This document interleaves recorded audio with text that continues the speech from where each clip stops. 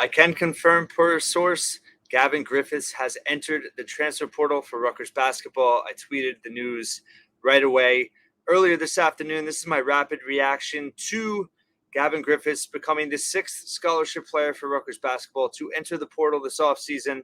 There's now 4 open scholarships for Rutgers, Steve Peichel, and the coaching staff. I detailed in the pod on Wednesday some of the options they're working on, how hard they are at work, exploring every avenue to make this roster better. I can confirm that they absolutely wanted Gavin Griffiths back for next season, and the hope was that he was going to develop into a key contributor.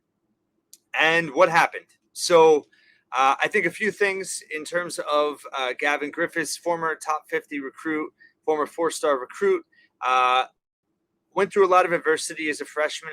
I think there were several contributing factors to that. Rutgers did not really have a true point guard for most of the season. Once Jeremiah Williams got in, it was a little bit better, but still, I think not having a true floor general to distribute the basketball did hurt him to a degree. I think that Cam Spencer and Paul Mulcahy leaving thrust Gavin into a bigger role, sooner than I think the staff probably wanted to put him in, and obviously faster than he was ready for, because he did not play well the first 25 games of the season. He shot just 18 to 75 from three-point range in those first 25 games. That's 24%. He did improve those last 7 games, 13 of 35 from 3 for 38%. Finished the season, Joe, though, just 28% from 3. Shot just 37% from 2-point range, 37 of 100. Really struggled defensively. Did get a little bit better towards the end of the season, that last 7 games, in terms of holding up in isolation, one-on-one battles. A work in progress. That was going to have to be a big focus this offseason. And his shot selection, really struggled at times, even towards the end of the season. And I think the biggest thing you want to see with top recruits is that they're at the end of their freshman seasons, they're no longer playing like freshmen. You want to see a step forward. And I really harped on, and I touched on some of my rapid reactions, the shot selection by Gavin at times was still really poor. Forcing shots, taking contested 25-footers, not taking shots within the flow of the offense. He looked much better in terms of, getting into a shot off the dribble, getting into a shot off of screens, something I think Rutgers could have done more for him. But I think that, when he was in the flow of the offense, his shot looked a lot better. He shot with more confidence. His fundamentals were better. When he was forcing things and getting frustrated, you could tell. You could see. And that's why he missed a lot more than he made. And it's really disappointing that, if you think about it, listen, Steve Peichel stuck with Gavin through his struggles. he was playing more minutes down the stretch. He looked better those last 7 games, but Rutgers never really gave up on him. There were a couple games he played less, but they were committed to him, and they absolutely hoped that he would develop into a key contributor next season. Now, the flip side of that, right, in terms of the portal, and I know I've harped on NIL being, such a big part of the portal, and it is a factor with everybody. But I think that I don't think this was the motivating factor with Gavin. I think there is a difficult adjustment sometimes for top recruits in kind of a reality check of you're at the high major level now and you weren't as successful your freshman season as you had hoped. And there's a lot of work that has to go into earning a role and getting better and developing. And I think that played a major factor in this decision. I think that Rutgers, Steve Peichel, he was very vocal in that Carino article, which I referenced yesterday and quoted him. They know they need shooters, right? They were the worst shooting team in high major basketball this past season. You can't just rely on one guy.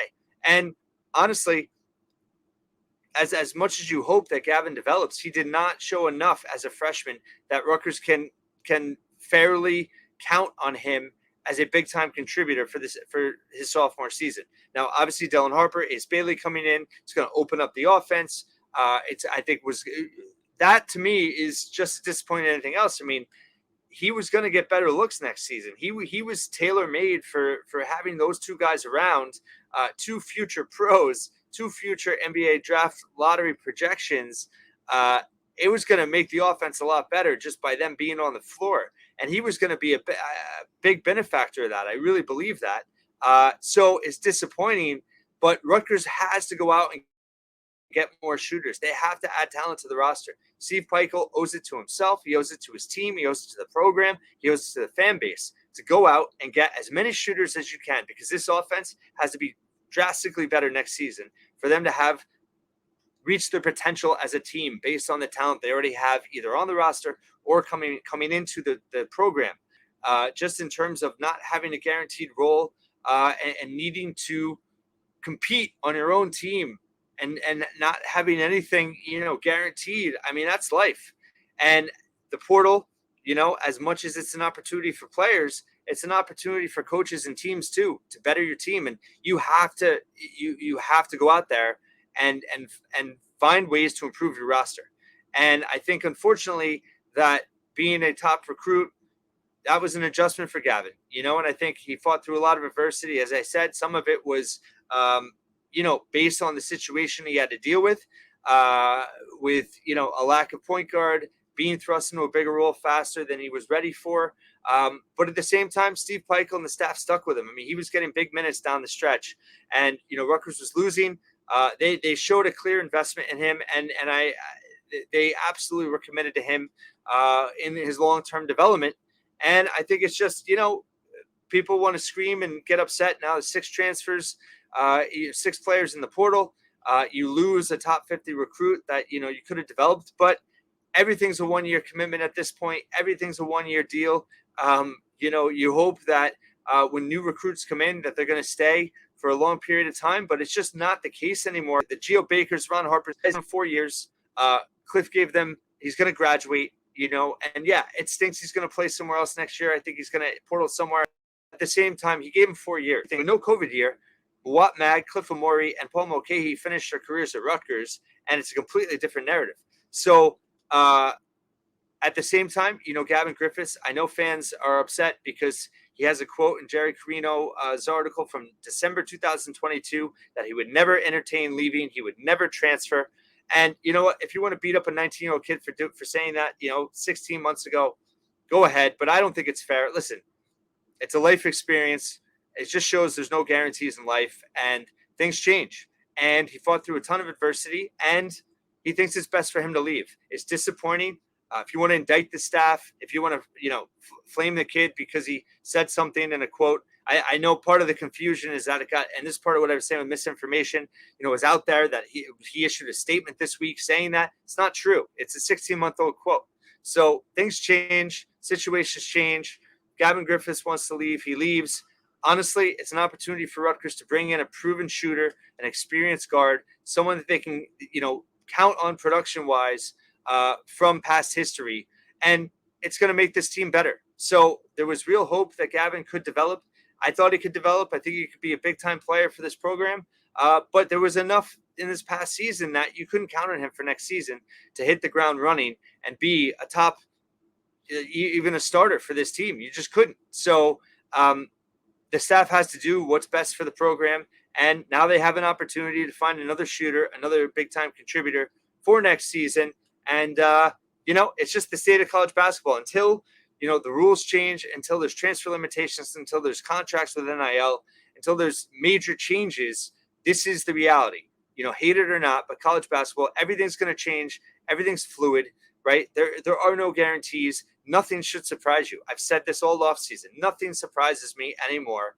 Anybody that enters the portal should not be surprised. Yes, NIL is a major part of it, but at the same time, it's part of just in terms of, as much as kids want to go out in the portal and explore new opportunities, they have to understand that teams are going to do that too. So it works both ways, and wish Gavin Griffiths the best of luck. This is an opportunity for Rutgers to get better today, tomorrow, next season.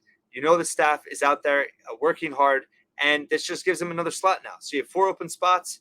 Oscar Palmquist has yet to make a decision or announce a decision, so we'll see there. But right now you have JaMychal Davis, Emmanuel Abole, and Jeremiah Williams back. You have the 5 recruits coming in: Ace Bailey, Dylan Harper, Lathan Somerville, Bryce Dortch, Dylan Grant, and Oscar Palmquist. TBD. Huge season next year. Steve Peichel has urgency. I talked about it yesterday's pod. Check it out. And we move forward. and this is an opportunity. Thanks for listening and watching once again here at the Scarlet Tape.